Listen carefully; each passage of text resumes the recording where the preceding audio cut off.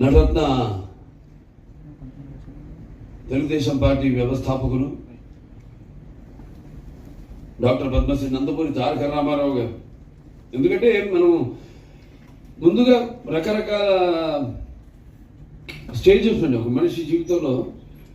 అంటే షేక్స్పియర్ చెప్పినట్టు ఇదంతా ఒక ఇప్పుడు కూడా నటనే.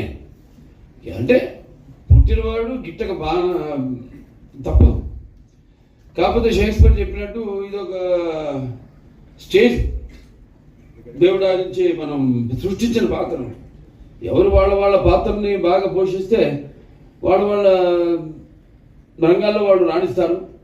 ఇదిగో ఇటువంటి పద్మశ్రీలు కానివ్వండి, పద్మభూషణ్లు కానివ్వండి, పద్మవిభూషణ్లు కానివ్వండి, లేకపోతే గ్యాలంటరీ అవార్డ్స్ కానివ్వండి, అవి వెతుక్కుంటూ వస్తాయి వెనకాలే. సో అలా ఇందాక మాటల్లో ఎవరు అన్నప్పుడు అన్నారు, నాకు వచ్చింది పద్మభూషణ్, ఏదైతే మీకు దూరంగా ఉందో, అంటే ఇవాళ నాకు వచ్చింది, ఇవాళ మీ అందరికి వచ్చినట్టే నేను భావిస్తాను. కానీ ఒకటి పరోక్షంగా కాకుండా ప్రత్యక్షంగా కృషి ఉంటే మనుషులు ఋషులు అవుతారు.